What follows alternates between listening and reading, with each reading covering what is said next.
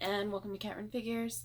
I'm your host, Caitlin, and in case you're wondering why this is a little weird of an intro compared to what I normally do, it is because one half of the Cat Run Figures team, aka Mark BKR90, is kind of down for the count right now. He's got a little bit of surgery tomorrow, so he's not actually filming with me today.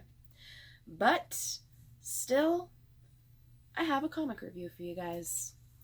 So today we are going to be talking about Middlewest issue 2.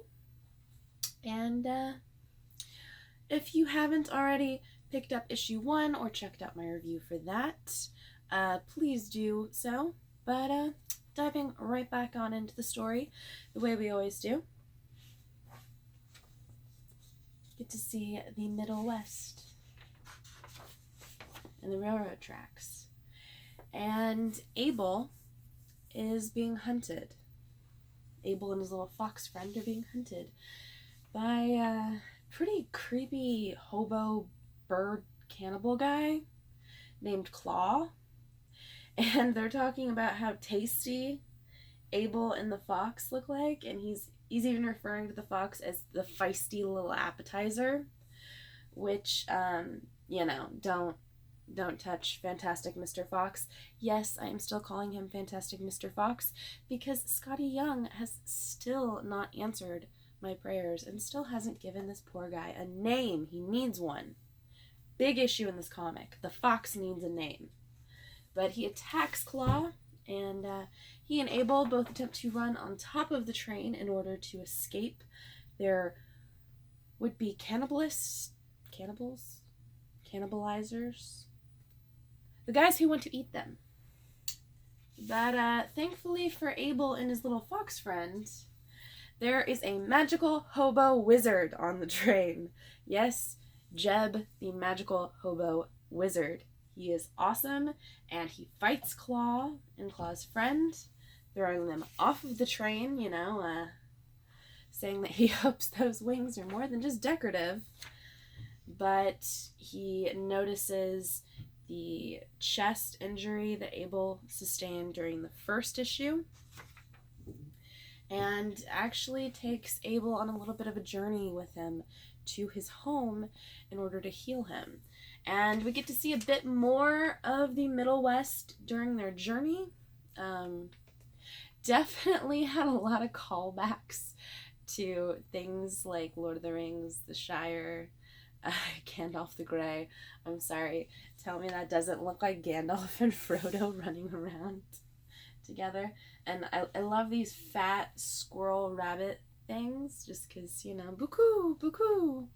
They're kind of awesome. But Jeb's home is probably the coolest thing ever. If this thing has Wi-Fi and running water, I would probably live there because it's kind of amazing. I mean, look at all of it. That is fantastic. But it's in the middle of the woods. Each one of these different structures is a different building. And we get to find out a little bit more about Jeb, and we know that he's hiding some things, and he puts together a concoction in order to try to heal the chest injury that Abel's walking around with, and it's not working. And the entire time he's talking to Abel, he's pressuring him for more information about his parents, about where he came from, where is he going, and even the fox is a little on edge about that, but Abel definitely not happy talking about his father because, his dad did turn into a tornado and then try to kill him, so that's kind of sick. But we find out as Abel gets angry, the imprint or what have you on the chest lights up and spreads quite a bit. So, Jeb's worried. Everybody's worried.